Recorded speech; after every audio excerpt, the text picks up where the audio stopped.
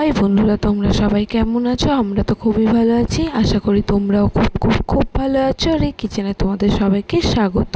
তো আজকের আবার একটা নতুন রান্না নিয়ে চলে এসেছি। তো আজকের কী রান্না করছি? আজকের করছি বেগুন আলু দিয়ে রসা, মাছের রসা। তো আমি বেগুন আলুর মাছের রসা কী কী উপকরণ দিচ্ছি, ঠিক কতটা পরিমাণে দিচ্ছি, আর কীভাবে করছি, কতক্ষণ সময় নিয়ে করছি, সবই তোমাদের সাথে শেয়ার করছি। দেখো, ফার্স্টে আমি দুটো মতন বেগুন নিয়ে নিয়েছি। সেই বেগুনগুলোকে খুব সুন্দরভাবে স্লাইস স্লাইস করে কেটে নিচ্ছি। একটা বেগুনকে দু আধখানা করে সেখান থেকে 4 ভাগ করব। কিন্তু 4 ভাগ করে দেখলাম যে অত্যধিক বড় হয়ে যাচ্ছে, তাই সেখান থেকেও আমি আর 1 ভাগ করে মোট 6 ভাগ করে নেব। তো দাঁড়াও, সেটাও আমি তোমাদের সাথে শেয়ার করছি। ফার্স্টে তো ভেবেছিলাম এইরকমভাবেই বেগুনটা দেব, তারপরে দেখলাম দুটো বেগুনের সাইজই ছোট ছোট, একটা বড় একটা ছোট, তাই ভাবলাম মধ্যখান থেকে আর 2 ভাগ করে নিই। তো সেটাও আমি তোমাদের সাথে শেয়ার করছি। দেখো, 2 ভাগ করে নিলাম। তো এই রান্নাটা খুবই সহজ পদ্ধতিতে আমি বানাবো, আর তোমরা তো জানো আমি খুবই সহজ পদ্ধতিতে তোমাদের সুন্দর সুন্দর রান্না উপহার দিই। আর তোমরা এইভাবেই আমার পাশে থাকবে, আমিও তোমাদের পাশে এইভাবেই থাকবো। তো দেখো, আলুগুলোকে যেমন ঝোলের আলু কাটে না, সেই রকমই কেটে নিলাম। তোমরা আমার থেকে বেশি ভালোই কাটতে পারবে, আমি অত কাটাকুটিতে এক্সপার্ট নই। যেহেতু ছুরি দিয়ে কাটি, আমি অত ছুরি কাটাতে এক্সপার্ট ছিলাম না। আমি বটিতে খুব ভালো কাটতাম, কিন্তু এই জায়গায় এসে না ছুরিতে কাটতে গেলে আমার খুবই অসুবিধা হয়। তাই আমার শেপ একদম যে খুব যে ভালো হয় এমনটা নয়। আমি দুটো মতন আলু ঝোলের যেরকম কাটে সেরকম কাটলাম, আর একটা গোটা পেঁয়াজকে খুব সুন্দরভাবে স্লাইস করে নিলাম। দেখো, তো আর কি উপকরণ নিচ্ছি দাঁড়াও, সেটাও আমি তোমাদের সাথে শেয়ার করছি। তো দেখো, ফার্স্টে কড়াইতে পরিমাণ মতন তেল দিয়ে দেবো। ওই ধরো 4 চামচের মতন তেল দিলাম, বা 4 না 3 চামচের মতনই তেলটা দিলাম। তাতে দেখো, বেগুন আর আলুটাকে আমি খুব সুন্দর করে ভেজে নেব। তোমরা চাইলে ভাজতেই পারো, ভাজলে কি হয়, আমি তো ভাজি, তো ভাজলে একটা সুন্দর ফ্লেভারও আসে আর ভালোও লাগে দেখতে। তো দেখো, কাঁচা গন্ধটা না খুব তাড়াতাড়ি চলে যায়। তো দেখো, আমি 2 মিনিটের মতন রেস্ট দিয়েছি। 2 মিনিট পরে আবার একটু নাড়াচাড়া করে নিচ্ছি। ভাজাতে সাধারণত এরকমভাবেই ভাজতে হয়, একটু করে রেস্ট দিতে হয়। তো দেখো, আমার প্রায় ভাজা হয়ে গেছে। এবার দেখো, সুন্দর কালারও চলে এসেছে। এবার আমি তুলে নিচ্ছি। এবার আমি খুব সুন্দরভাবে তুলে নেব। তো দেখো, আমি বেগুন আর আলু একসাথেই ভাজতে দিয়ে দিয়েছিলাম। তোমরা চাইলে বেগুনটাকে পরেও দিতে পারো, বা বেগুন নাও দিতে পারো, ঝোলের সময় দিতে পারো, সেটা তোমাদেরই ইচ্ছা মতন, ঠিক আছে। এবার দেখো, কড়াইতে আমি তেল দিয়ে দিলাম। কতটা পরিমাণে দিলাম, এই ধরো 2 থেকে 3 চামচের মতন, খুবই অল্প পরিমাণে তেল ইউজ করছি, যেহেতু ভাজাতে অনেকটাই তেল লেগেছে তাই। এবার এতে আমি দিয়ে দিলাম কিছুটা কালো জিরে ফোড়ন। ওই ধরো 1 চামচের মতন কালো জিরে ফোড়ন দিলাম। এবার এইটা একটু ভাজা ভাজা হলে আমি এতে দিয়ে দেবো যে কুচানো পেঁয়াজটা আমি কেটেছি, তো সেটা আমি দিয়ে দিলাম। এখানে আমি একটা মতন পেঁয়াজ কেটেছিলাম।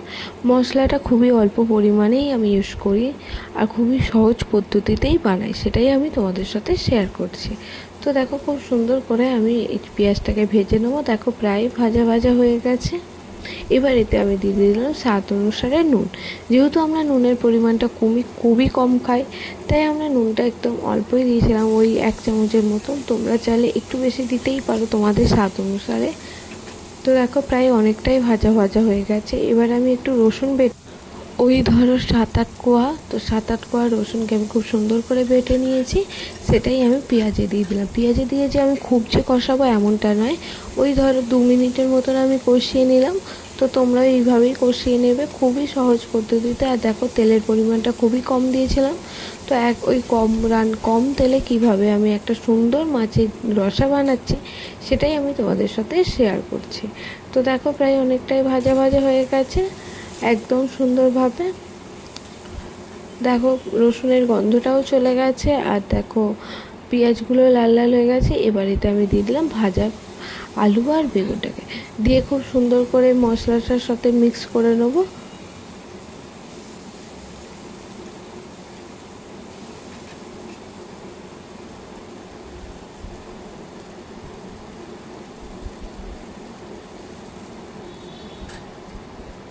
দেখো খুব সুন্দরভাবে মিক্স হয়ে গেছে। এবার এতে আমি এক এক করে গুঁড়ো মশলা দিচ্ছি। তো গুঁড়ো মশলা কিছুই নয়, জাস্ট হলুদ গুঁড়ো দেবো আর একটু শুকনো লঙ্কা গুঁড়ো দেবো আর একটা গুঁড়ো দেবো, সেটাও আমি তোমাদের সাথে শেয়ার করছি। তো দেখো হলুদ গুঁড়ো দিলাম 1 চামচের একটু বেশি, আর লঙ্কা গুঁড়ো দিলাম ঝাল অনুসারে ওই 1 চামচের মতন, আর দিয়ে দেবো একটুখানি ধনে গুঁড়ো। এছাড়া আর কোনো গুঁড়ো মশলা লাগবে না, আর কিছুই লাগবে না। আর কোনো মশলা বা কোনো বাটাবুটি কোনো কিছুই ঝামেলা নেই। এবার দেওয়া হয়ে গেছে, এবার খুব সুন্দর করে আমি এটাকে মিক্স করব।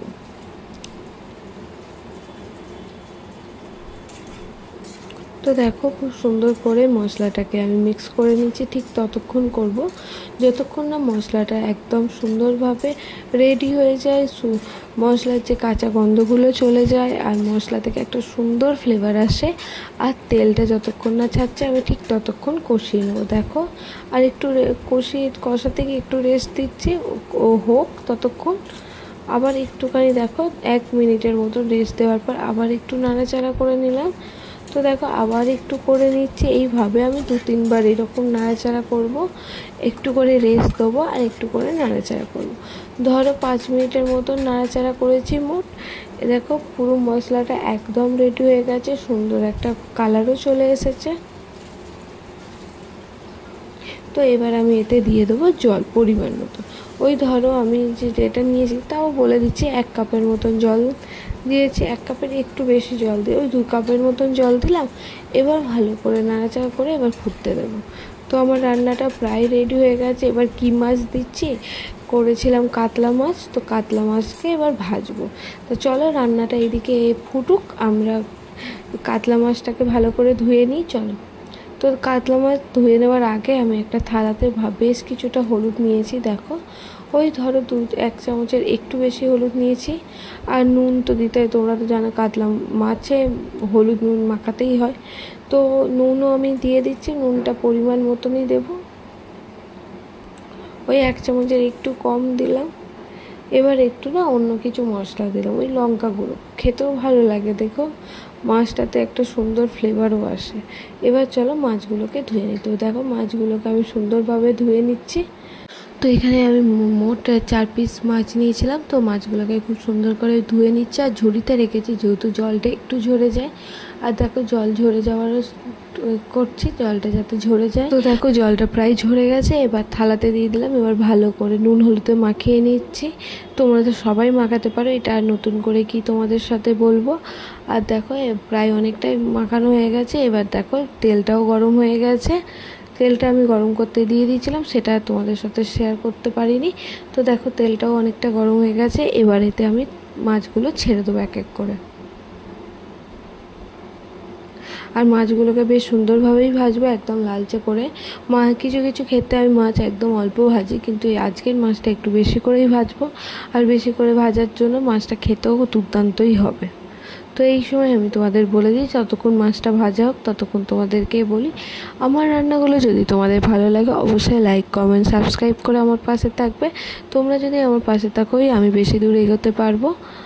তো দেখো প্রায় মাছটা অনেকটাই দেখো 1 পিঠ ভাজা হয়ে গেছে। এবার দেখো এক এক করে ওই মাছগুলোকে উল্টে নিয়ে পরের পিঠটা ভেজে নিচ্ছি। দেখো মাছগুলোকে প্রায় অনেকটাই লাল লাল করে ভেজে নিয়েছি।